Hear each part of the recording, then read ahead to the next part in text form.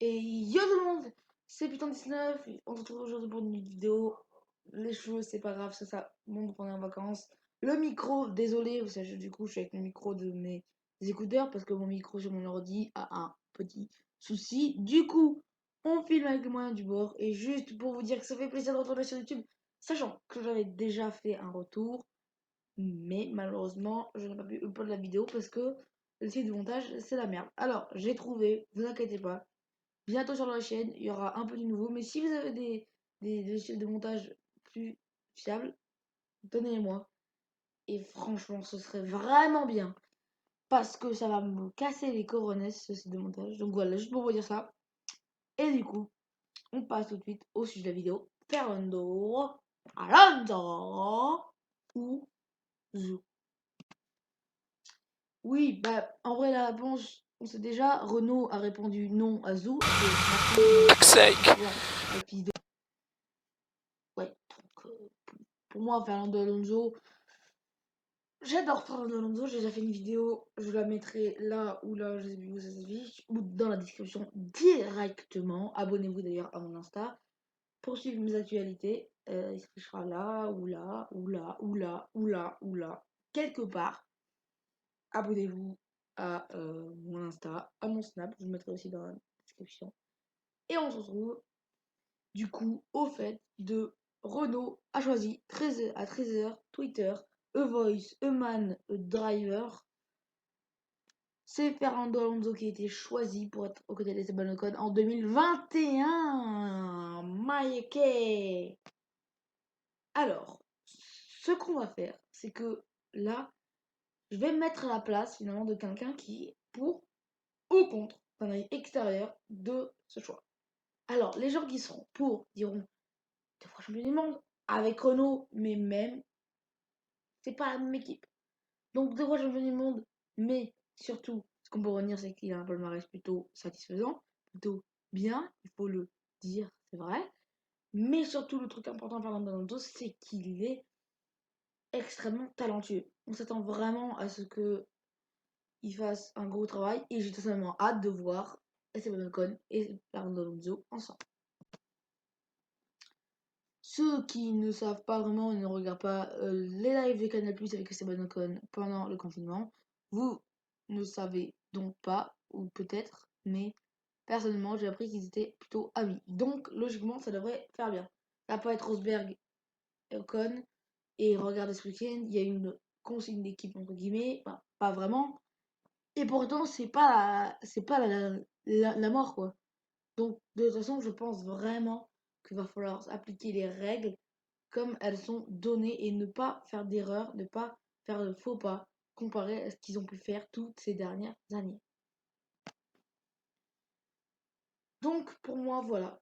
D'un extérieur, les gens pensent que c'est bien pour ça, mais les gens pensent que c'est nul pour peut-être cela.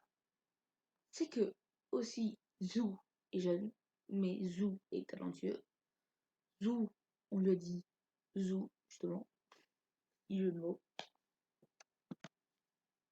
Donc, pour moi, c'est parce qu'ils avaient eu peur que la super licence n'y arrive pas à Zou, que Zou n'obtienne pas sa super licence.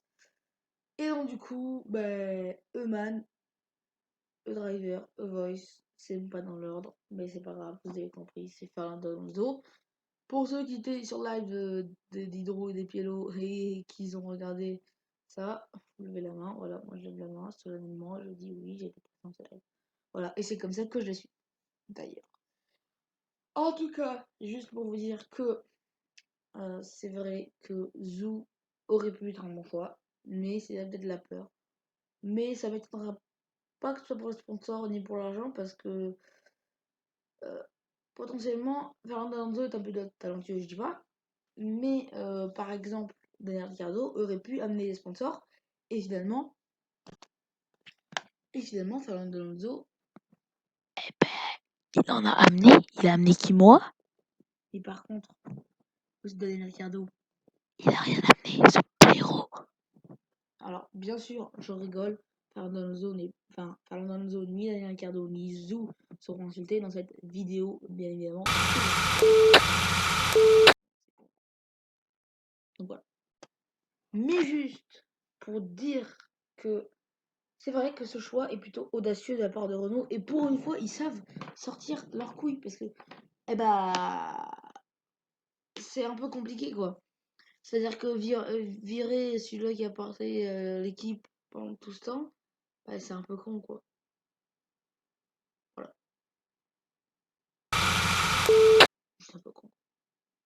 Après, franchement, on va se dire, moi, je suis team Fernando Alonso. Je pense que Fernando a bien fait. Est-ce qu'il y avoir un clash au code Alonso? Ça, je sais pas. Sûrement, mais franchement, je ne pense vraiment pas. Parce que ce serait totalement mais débile. Mais vraiment. Genre, là, l'ego, ce serait quoi? Ce serait peut-être pire que Hamilton Rosberg, parce que c'est pour justement atteindre le titre, nanana, nanani. Fernando Alonso revient parce qu'il aime bien la Formule 1 et il va faire quelques tours de karting, quelques tours de roue. Pour lui, ça va être de l'amusement. Ou alors, pour lui, ça va être d'atteindre le titre. En tout cas, on sait toujours pas. En tout cas, rendez-vous 2021 pour le savoir. Petite parenthèse dans cette vidéo, abonnez-vous à la chaîne, mettez un like, un commentaire et surtout appuyez sur toutes les notifications sur la petite cloche ding dong et surtout n'oubliez pas que vous êtes les meilleurs. Wouh! Non, c'était une blague. Je suis pas Thibaut Inchek, non. Puis j'ai pas le même corps non plus. Hein. J'ai pas des biceps énormes et secs. Ah si, sinon j'ai une technique. Bref, on s'égare un peu du sujet hein, de la vidéo là, non? Ah, non, vous pensez pas? En gros, passons à Renault Fernando pour le titre 2022. C'est parti. Donc, techniquement, s'ils veulent se battre pour le titre, c'est peut-être possible. Eh bah ouais, oui, c'est peut-être possible. Mais à quel prix? Eh oui, à quel prix? À quel prix le titre pourra être joué? Finalement, le titre, c'est une sorte de remède. Finalement, le titre, c'est une sorte d'excuse pour Fernando de revenir. Parce que si il dirait comme Kimi Raikkonen qui vient juste pour s'éclater, tout le monde lui chierait à la gueule. Et c'est déjà le cas. Pour moi, le but essentiel de Fernando Alonso, c'est peut-être d'essayer de se remettre à la Formule 1 et pourquoi pas essayer de faire un comeback. Comme dit Pilot, pourquoi pas Vettel, pourquoi faire lui aussi un comeback. Beaucoup de monde, beaucoup de gens prennent cette information comme essentielle. Moi, je pense honnêtement que cette information, il faut la prendre comme finalement une erreur de Renault. Prendre Fernando, c'est judicieux. C'est vrai, c'est leur choix. On ne va pas les juger. Mais par contre, prendre Fernando, c'est aussi prendre un énorme risque, c'est-à-dire qu'il ne soit pas à la hauteur et que Ocon le détruise en qualif et en course. C'est le petit risque. Donc voilà, vous l'aurez compris, c'est le risque de prendre Ocon et Fernando, sachant que peut-être que Fernando ne sera pas compétitif. Et ouais. Donc, pour moi, ça va être bien. Il va falloir faire gaffe, il va falloir faire attention. Et surtout, il va falloir laisser un pouce bleu sur cette vidéo. Parce que peut-être que Renault peut retourner aux couleurs bleues. Et ce serait vraiment, vraiment incroyable de retourner aux couleurs bleues. Alors, pas pour Team Spirit, mais je vous rappelle que Kimoa a en partie un peu de couleur bleue. Donc peut-être, pourquoi pas, retourner aux couleurs multicolores là, de Fernando. Un retour et pourquoi pas un titre, pourquoi pas des podiums, pourquoi pas des victoires, pourquoi pas une grosse chèvre. Ça, le 2022 nous le dira. Et ce 2021 aussi nous le dira. Fernando Alonso et Renault se rencontreront et une grande histoire d'amour recommence. Est-ce que ça finira en GP2 Engine? Est-ce que ça finira où j'en ai marre de ce truc de refroidissement? On ne sait pas. C'est l'avenir nous le dira. En tout cas, mettez un pouce bleu, abonnez-vous à la chaîne, portez-vous bien. Ciao mon peace.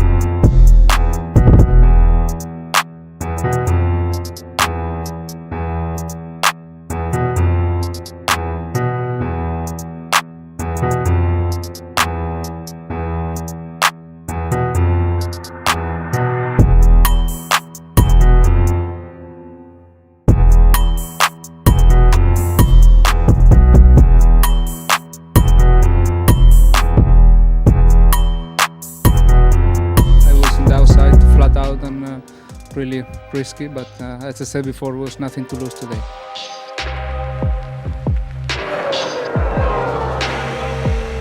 It's a very emotional day for me. I came from country with no tradition in Formula One, and I fight alone basically because I had not any help from anybody all my career, and I arrived in Formula One thanks to the results in the previous categories and thanks to my sponsors, and now I think this title is the maximum I can achieve in my life, in my career, and it's thanks to 3 or 4 people, not more than that. This ultra-important victory here in the final Grand Prix of the season means that Renault will win the Constructors' Championship as well. Fernando Alonso, number 7 victory of the season. Brilliant, Fernando. Absolutely fantastic, mate. Absolutely brilliant job. Thanks from Renault. We are the champions. We are the champions.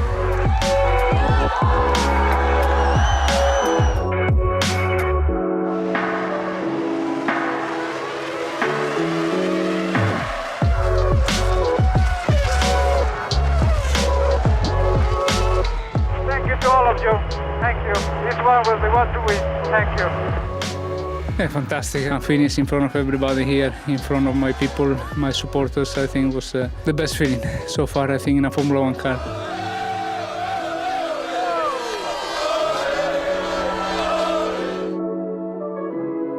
Alonso has closed the gap to Michael, so this is going to be the fight. This is it now.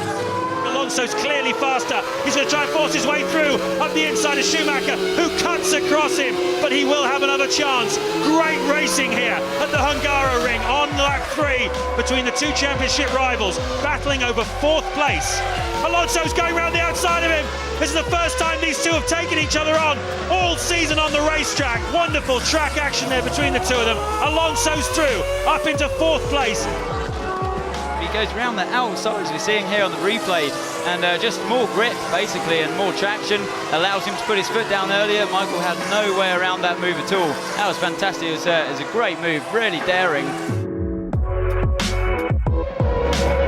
Here comes Alonso, the new world champion. Back-to-back world championships for him. Yeah, well done. Thank you, guys. Thank you. Merci, à tous. Thank you. Fantastic job. Fantastic. All season. To become champion when Michael is still on the track has maybe more value. Has been for us a pleasure to race with him. He's 10.6 seconds ahead of Kubica now and pulling away comfortably. Into the final few corners then for the double world champion, Fernando Alonso. He started this Grand Prix in 4th place.